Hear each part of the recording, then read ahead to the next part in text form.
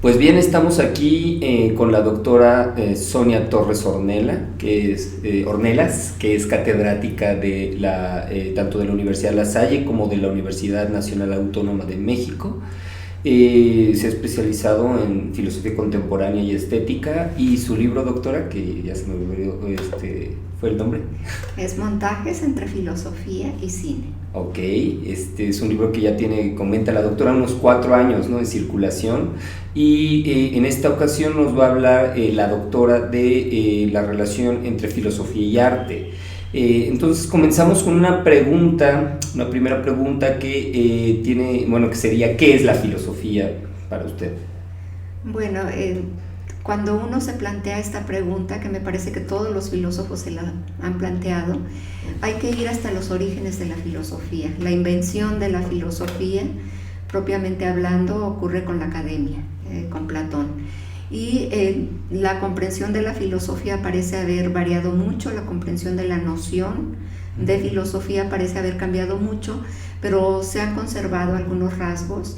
En la antigüedad, cuando se lee acerca de la antigüedad, se plantea el asunto de este salto de un pensamiento mítico hacia un pensamiento argumentativo, conceptual, el mentado paso del mito al logos. Eso pareciera que quedó atrás, pero es sumamente revelador con los pensadores contemporáneos, porque el mito no es una cosa antigua, parece ser un movimiento de la razón, y en tanto tal estaría siempre junto a ella. Entonces, mito y logos serían como las dos caras de una misma moneda. La filosofía definida desde ahí seguiría siendo válida esa visión de los antiguos, aún con pensadores de nuestros días como Sloterdijk o como Giorgio Agamben.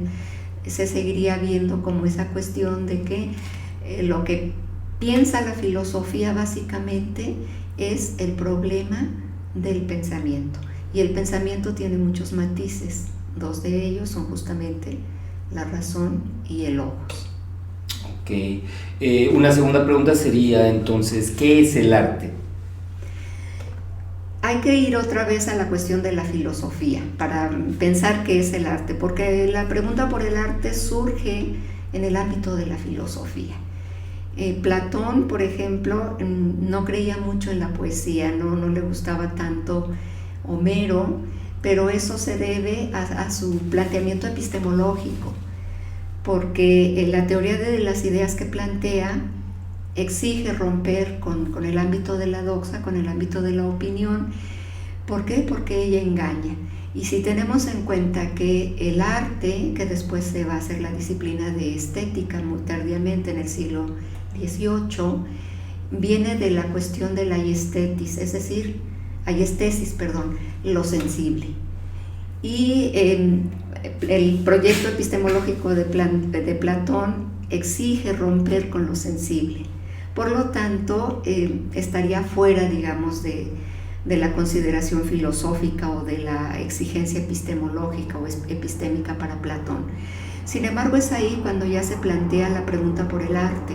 En ese primer momento, el arte es digamos, el conjunto de las reglas para hacer algo adecuadamente. El arte ha sufrido también muchas transformaciones en su comprensión. Casi cada pensador que se ha planteado la pregunta por el arte ha dado una respuesta aparentemente diferente, y en nuestros días, que es lo que más estudio, en nuestros días del arte, particularmente con Gilles Deleuze, el arte es composición. Esto es que el pensamiento, digamos, el pensamiento en su totalidad es artístico, solamente que tiene modos de expresión. El pensamiento se expresa filosóficamente, científicamente y estéticamente, pero la nota esencial del pensamiento es artística. ¿Por qué? Porque a la base de esta comprensión del pensamiento como composición y por lo tanto como arte, como artístico, tiene que ver con una comprensión filosófica que revoca el planteamiento platónico de la identidad. Lo que está a la base de una filosofía como la de Deleuze es la afirmación de la diferencia. Cuando a la base hay diferencia, el pensamiento no tiene otra opción más que componer lo diferente. Todo el pensamiento, ya sea filosófica, científica o artísticamente, consiste en componer, en hacer series compositivas. Cuando pensamos en series, estamos pensando en heterogeneidades. Porque hay diferencias, hay posibilidad de composición. Y desde ese punto de vista es tan artística una hipótesis científica como la creación de un concepto o la composición de una pintura. El arte entonces se amplía, la comprensión del arte se amplía y la exigencia fuerte es pensar filosóficamente el arte de la misma manera que se piensa artísticamente la filosofía. Esto es que cuando uno plantea un curso, por ejemplo, de estética, la aproximación es necesariamente filosófica. Y entonces eso evita que el planteamiento sea, por ejemplo, de una historia de lo que pasa con la obra de arte, o una interpretación de la pintura o de la danza o del teatro. Más bien habría que ir en un movimiento involutivo hasta la posibilidad del hecho artístico, esto es, a la ontogénesis del arte. Nietzsche ya había planteado, o por lo menos hace posible este planteamiento de una ontoestética. Heidegger, por ejemplo, nos manda también a esa exigencia de una exploración ontológica de la obra de arte. Y al hacer esto nos encontramos con esta cuestión de la pregunta por el artista. Junto con Heidegger no nos podemos plantear un artista ya hecho, sino un artista que se está produciendo junto con la producción de la obra de arte. Y eso pues es nietzscheano. Cuando Nietzsche se plantea el asunto del sujeto en el ámbito de la poesía lírica, dice Nietzsche, ¿cómo podemos hablar de sujeto respecto al poeta lírico si el arte, que para él arte es solamente el arte dionisíaco, no tendría sujeto? Y Nietzsche da la respuesta cuando dice que el poeta lírico es aquel que logra hundirse en los mares dionisíacos, donde se disuelven sus determinaciones subjetivas y desde ahí se constituye como sujeto poético. Es decir, el poeta lírico estaría surgiendo junto con su poesía. Y así me parece que es la mejor manera de explicar la ontoestética. El arte que tiene una génesis ontológica y que no es simplemente un capricho y que no es simplemente la tarea estética, no es simplemente estar viendo el contexto histórico, las cuestiones técnicas, las categorías estéticas, sino esta posibilidad, esta virtualidad que hay que saber ver, hay que saber intuir desde la obra ya terminada. Y en ese sentido la filosofía ayuda muchísimo. Yo estoy pensando en la filosofía de Henri Bergson, que dice que nuestra psique tendría dos movimientos que irían paralelos: inteligencia e instinto. Y sin embargo habla de un método filosófico que es el método de la intuición. ¿Por qué la intuición no estaría de manera natural en nuestra psique? Porque la intuición es la violencia propiamente filosófica, es aquello que hay que hacer posible para que a su vez se haga posible la filosofía. Y lo que nos enseña Bergson es que tenemos que ir de lo actual, de la actualidad en que nuestra existencia transcurre, la actualidad de un cuadro de Van Gogh o de Gauguin o de Paul Cézanne, hacia lo que lo hizo posible. En el lenguaje bergsoniano sería ir de la actualidad, que es el cuadro ya terminado, hacia la virtualidad, que lo hizo posible. Y nos encontramos entonces siempre con esta cuestión, esta exigencia artística que implica una exigencia filosófica. Es estar pensando siempre esta cuestión. Deleuze lo plantea en términos de lo finito y lo infinito. Lo dice bellamente en su texto que escribe junto con Félix Guattari, que es la filosofía. Hay una parte que le dedica al problema del concepto, el percepto y el afecto, es decir, el concepto, que es lo propiamente filosófico, y el percepto y el afecto, que son los elementos de la sensación y por lo tanto del arte. Y ahí dice que la obra de arte tendría que ser ese gesto, que es un gesto finito, que devuelve lo infinito. Y estas relaciones de filosofía y arte se vuelven palpables en todas las artes. En la danza, tendríamos que pensar en la corporalidad que está implícita, que es la exigencia primera de la danza, y tendríamos que pensar en el movimiento, desde luego el desplazamiento coreográfico que vemos en el escenario, pero intuir que ese desplazamiento escénico, que es un movimiento relativo, que es un movimiento físico, tendríamos que intuir un movimiento absoluto, pura vibración, que es la emoción del bailarín, de la bailarina. Deleuze habla de todas las artes, parece particularmente fascinado por el cine, porque habla de música, habla de teatro, habla de pintura. Bueno, en realidad su lógica del arte, que es la lógica de la sensación, se hace a propósito de la pintura, y particularmente de la pintura de Francis Bacon, este espléndido pintor irlandés que me parece que no es bien comprendido porque las formas que presenta, las figuras más bien dicho, no son, digamos, acariciadoras para la pupila humana, pero esas formas destruidas, esas formas barridas, esos rostros borrados, tienen un peso filosófico específico, porque justamente lo que está haciendo Francis Bacon es plantear una cuestión filosófica muy aguda, que es un devenir no humano del hombre, es un devenir animal del hombre. Entonces esos rostros borrados que horrorizan, y que mientras más horroricen, mejor logrado está el cuadro, tienen un altísimo valor para una filosofía como la de Deleuze. Y esos devenires no humanos que son tan palpables en la pintura también se ven en el cine, y desde el punto de vista de Deleuze se ven particularmente en un tipo de cine que es muy difícil de lograr, como es el cine de Buñuel. ¿Por qué? Porque el cine de Buñuel es naturalista.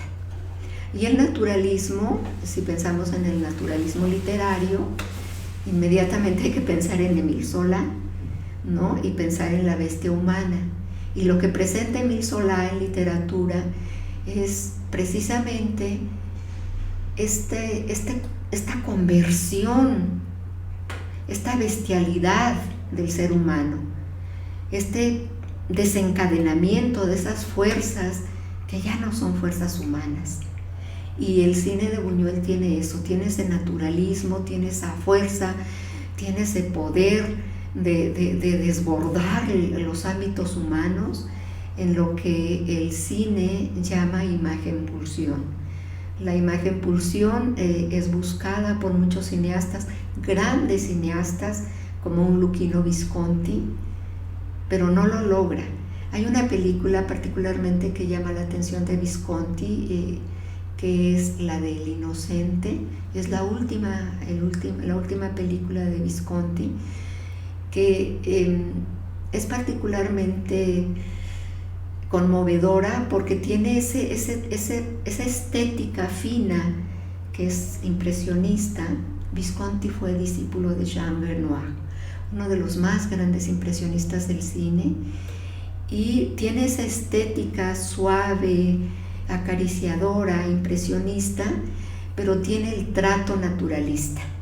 Entonces la narrativa es fuerte, es incluso incómoda, pero según Deleuze no logra el naturalismo.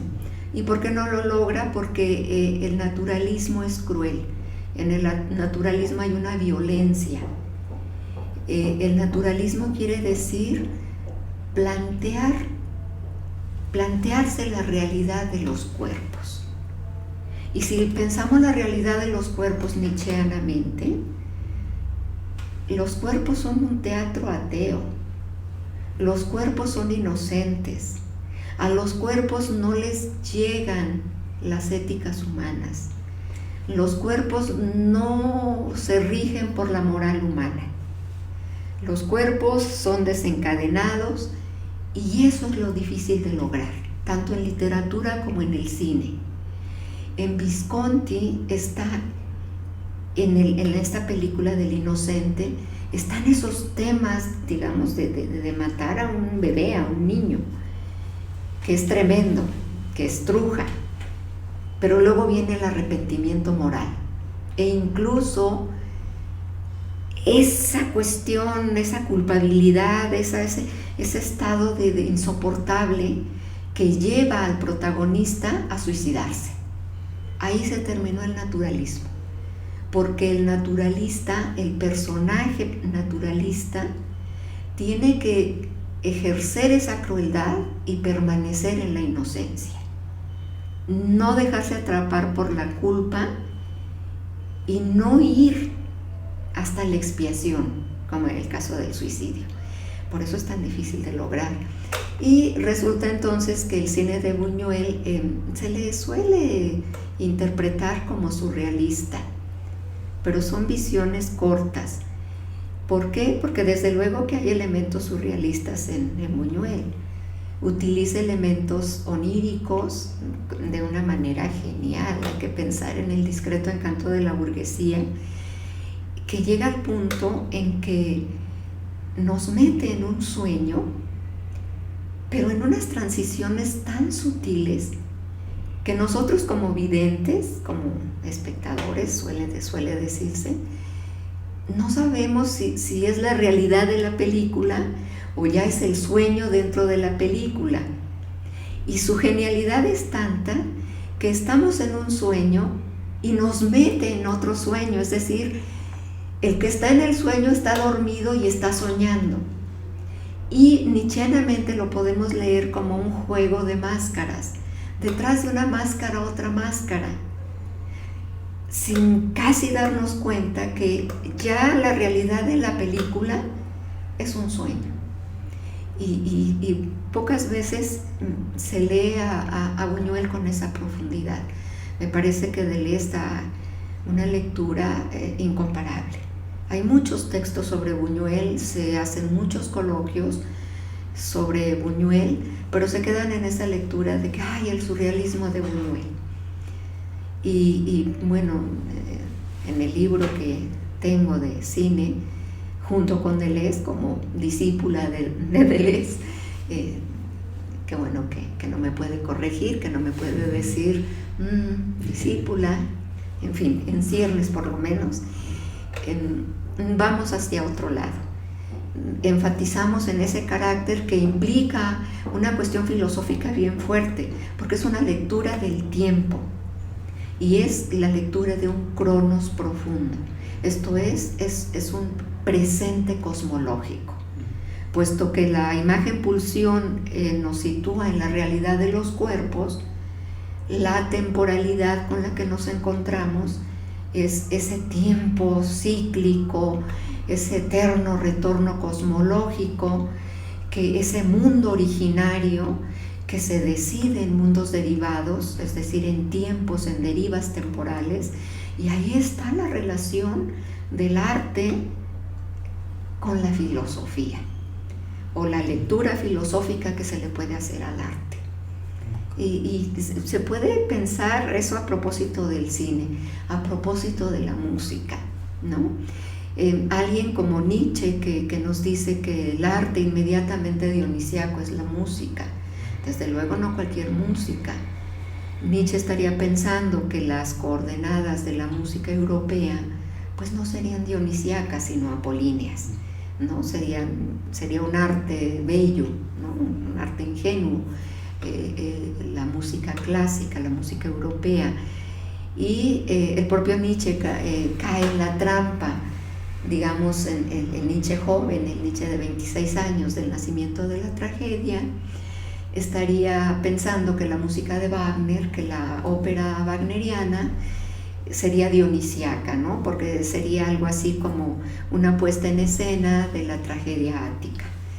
Después sabemos la historia de Nietzsche, que en 1888 hace un ensayo de autocrítica y es completamente severo consigo mismo cuando se da cuenta pues que Wagner no estaría cumpliendo este carácter dionisíaco.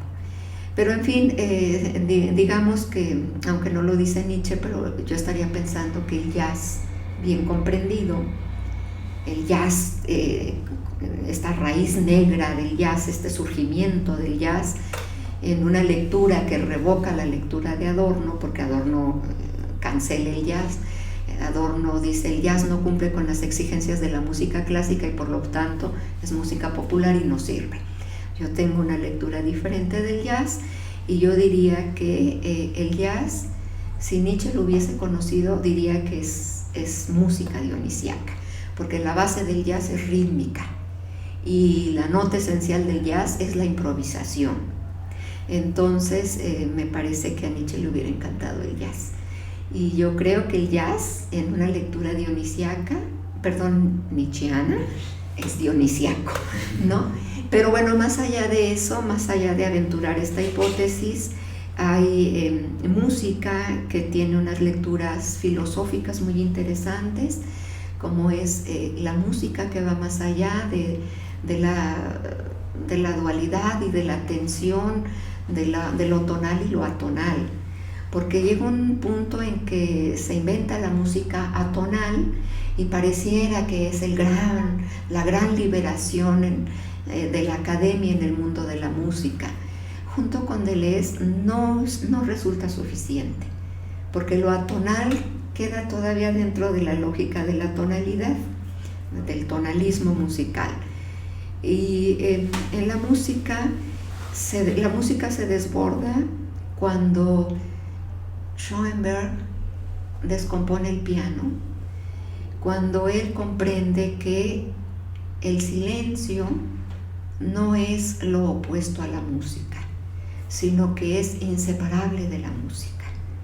Cuando comprende y nos hace comprender que el silencio es la temporalidad de la música, el silencio es duración en la música, y que lo que es realmente opuesto a la música es el ruido.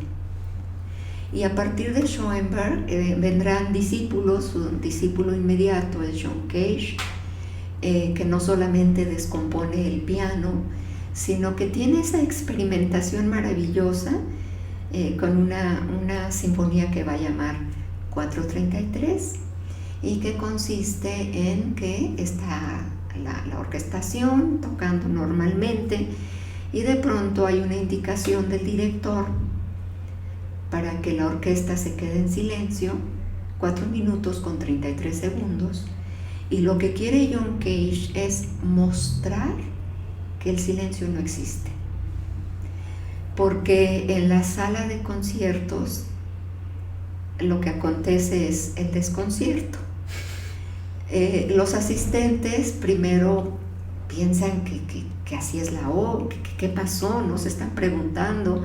Luego se empiezan a oír sonidos sutiles, la gente empieza a moverse, comienzan a oírse zippers, abren las bolsas, incluso se empiezan a oír ruidos de papeles, de papelitos así como de pastillas para el aliento, para refrescarse, y la inquietud comienza a crecer.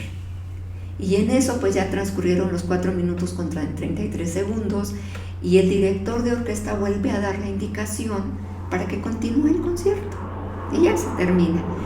Y bueno, pero luego vendrá algo más extremo.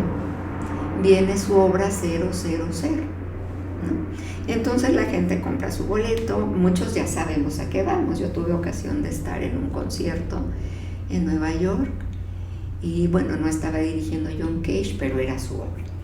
Yo ya sabía lo que iba, yo estaba estudiando música junto con Deleuze, estas cuestiones filosóficas de la música.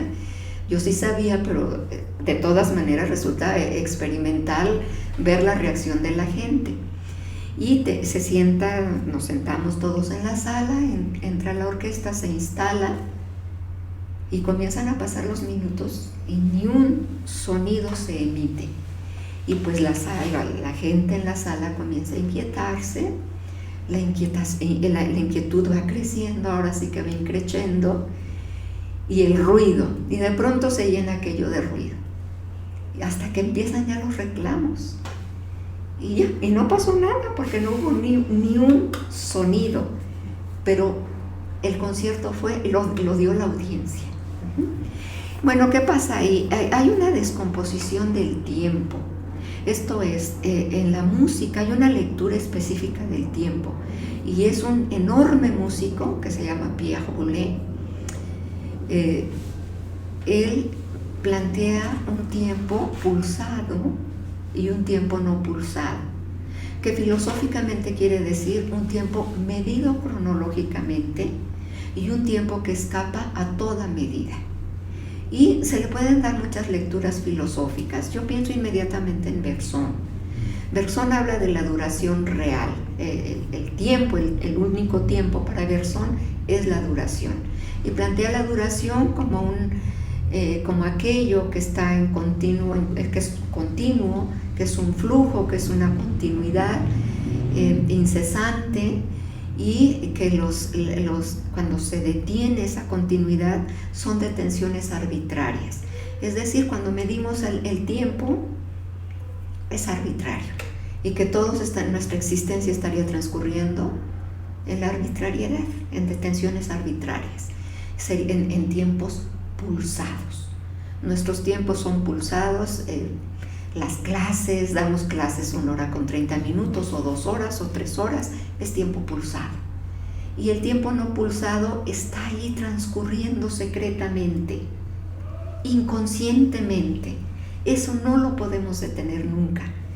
Y nos damos cuenta que efectivamente todas las medidas que hacemos del tiempo, pues son arbitrarias y son a nivel humano, ¿no? Son para satisfacer los fines humanos, son puntualidades, son puntuaciones humanas. Y bueno, eso en la música, pero se puede leer el tiempo, se puede leer el espacio, problemas del espacio. Desde luego la pintura es magnífica para leer problemas de espacio. En términos de pintura podemos pensar en espacios euclidianos, con una pintura con métodos muy realistas, ¿no? El procedimiento mimético de la pintura figurativa, esa pintura que goza de tanta aceptación, porque las retinas humanas parecen gozar la simetría, la proporción. Parece que a la retina humana le gusta encontrar la realidad, pero puesta en el lienzo. Y entonces les gusta ver el volcán perfectamente tomado a escala en un lienzo, ¿no? Yo estaría pensando en nuestro magnífico pintor, el Dr. Atl, y esas regiones más transparentes, esos volcanes maravillosos. ¿Quién sabe por qué razón a la gente le gusta ver eso? Es muy probable que sea por las relaciones inmediatas que hay de lo visual con el intelecto. Y al entendimiento le gusta lo claro, le gusta lo lógico. A la filosofía no le gusta, digamos, a las filosofías de lo impersonal, a las filosofías de la catástrofe, a las filosofías nómadas, a las filosofías de la diferencia, a las filosofías que no les gusta tanto a las instituciones y que son a las que nos gustan. No les gusta tanto lo que le gusta a la retina humana, ¿no? Y entonces ahí nos planteamos ese problema de que la pintura figurativa estaría planteando espacios simétricos, espacios medibles, espacios físicos, euclidianos, y otro tipo de pintura, como ya es el caso de la pintura expresionista, la pintura abstracta, vuelvo a Francis Bacon, la pintura figural, ya no la figurativa, nos estaría planteando otro problema, otra cuestión del espacio, ya no un espacio euclidiano, cuantitativo, métrico, extensivo, sino espacios intensivos, cualitativos, riemannianos. Y todo eso implica pensar más bien topológicamente, pensar la ubicuidad. Y al pensar la ubicuidad, es decir, una espacialidad ubicua, inmediatamente implica otro pensamiento del tiempo. Y la filosofía está siempre por ahí. Y las relaciones de filosofía y arte están marchando juntas constantemente, ¿no? Bueno, una última pregunta, que ya de antemano un poquito se anticipó, obviamente por cómo lo abordó usted, la relación propiamente de la filosofía en el arte, en su pregunta sobre el arte. Entonces, le querría como virar un poco esta tercera pregunta y hacer este planteamiento. Por ejemplo, al filósofo pensar el arte le resulta muy útil, ¿no? ¿Qué tanto al artista la filosofía le puede servir para hacer arte? Es decir, hay gente que cuando se pregunta, bueno, recuerdo algún amigo músico que decía que para él pensar el arte no le servía para hacer música, ¿no? Claro. ¿Qué puede decir como de esta dinámica, de esta relación? Ay, es muy bella su pregunta, porque empiezo por el cine. La mayoría de los grandes directores de cine son filósofos, y se nota la filosofía.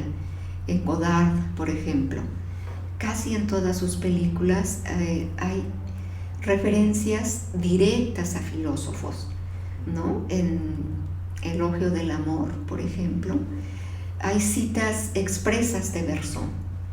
Hay una que incluso yo recupero y pongo en el libro que publiqué. Dice Berzón: cuando pienso, nunca estoy en el sitio, nunca estoy en ese lugar, ¿no? Siempre se piensa cuando no se está en el lugar donde se piensa. Siempre se piensa, si ampliamos esa reflexión, es que el pensamiento nunca es. Lo que le falta al pensamiento es el presente. Que el pensamiento acontece en la paradoja de un ya siempre pasado y ya siempre futuro, en una síntesis de dos líneas tremendas, de dos líneas ilimitadas como son la línea del pasado y la línea del futuro, que el pensamiento está esquivando siempre el presente. Y entonces eso está en el Elogio del Amor. Pero Alain Resnais, por ejemplo, ¿no? Que hace un cine tan filosófico. Estoy pensando en el año pasado en Marienbad. Tiene un tratamiento del tiempo que no es que a él se le ocurra, es que estudia filosofía y hace un cine filosófico. O en Visconti, Luchino Visconti, cuando hace La muerte en Venecia, con una narrativa y una temática tan compleja, lo que nos está planteando es la idea de lo bello, la idea de la belleza en Platón. Más allá del Hipias Mayor, que sería la pregunta por la definición de lo bello, la maravillosa exposición que hace en el Fedro está planteada con esta relación extraña de un hombre de edad madura, músico, que en realidad pues sería la imagen de Gustav Mahler, lo que está poniendo ahí Visconti, y este enamoramiento no tanto hacia un joven adolescente de unos 14 o 16 años, realmente no es, digamos, tan banal, no es hacia el joven, sino hacia la belleza. El músico exquisito que es Mahler, enamorado de la belleza expresada en un rostro indefinible de un joven. y es filosófico, es filosofía. Y ahora mismo estoy recordando la última película de Tarkovsky, que se llama El sacrificio, o Fred. Allí está citando a Nietzsche, el eterno retorno nietzscheano. Y todo el planteamiento de la película es nietzscheano, ¿no? O a Orson Welles, que es completamente nietzscheano. La filosofía le sirve para hacer arte, pero el arte le sirve muchísimo al filósofo. Bueno, además, también hay transiciones de la filosofía al arte, como es el caso de Klossowski. Klossowski, que tiene novelas magníficas, pero que tiene esa lectura nietzscheana maravillosa del círculo vicioso, ¿no? Esa lectura que hace del eterno retorno de Nietzsche.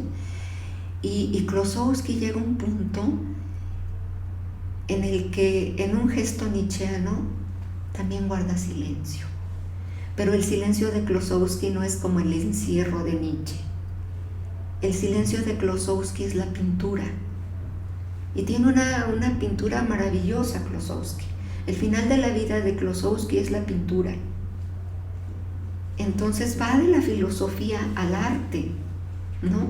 Y ese tipo de transiciones, muchísimos filósofos coquetean con la literatura, coquetean con la poesía. La escritura de Bachelard es poética, toda su escritura es poética, o la escritura de Bergson es literaria.